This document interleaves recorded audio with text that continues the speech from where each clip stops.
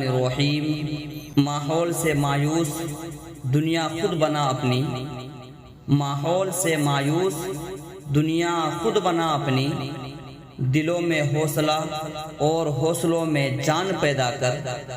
ضرورت ہے ماضی کی طرح ہو روشن مستقبل، ضرورت ہے ماضی کی طرح ہو روشن مستقبل،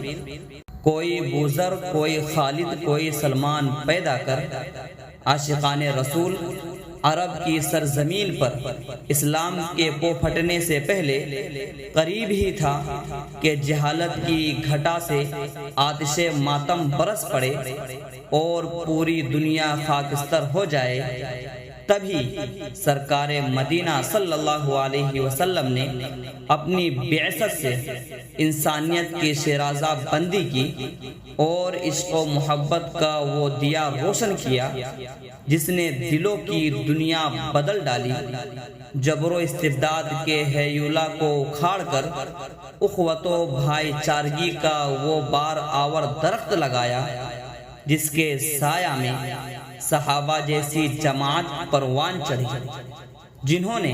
اپنے آبائی دین و شریعت سے بغاوت کر کے مصائب و آلام کو اختیار کیا، جن کے شب و روز، صبح و شام کلفتوں کے جھمیلوں اور رنج و غم کے طوفان میں محض اطاعت رسول صلی اللہ علیہ وسلم کے خاطر گزرے۔ بدر و احد اور خندق و تبوک کے میدان میں جنہوں نے خون میں نہا کر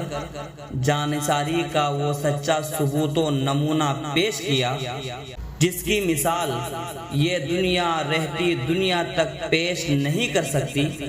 تو آئیے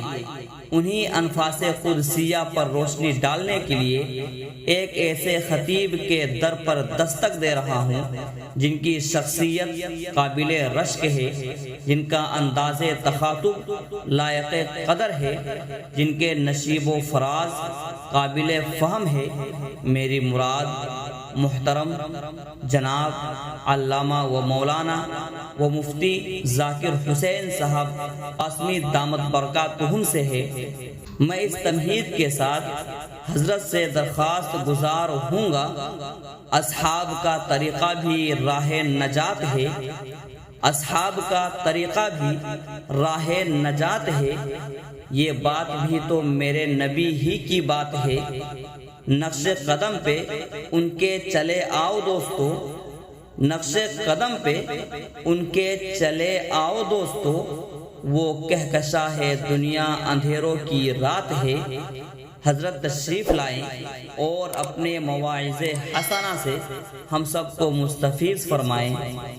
تقریر کے بعد اصحابی کالنجوم کا مژدہ جنہیں ملا، اصحابی کالنجوم کا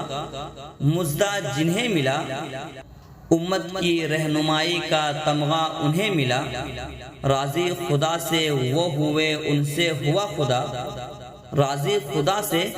وہ ہوئے ان سے ہوا خدا، خلد بری کا راستہ ان سے ہمیں ملا۔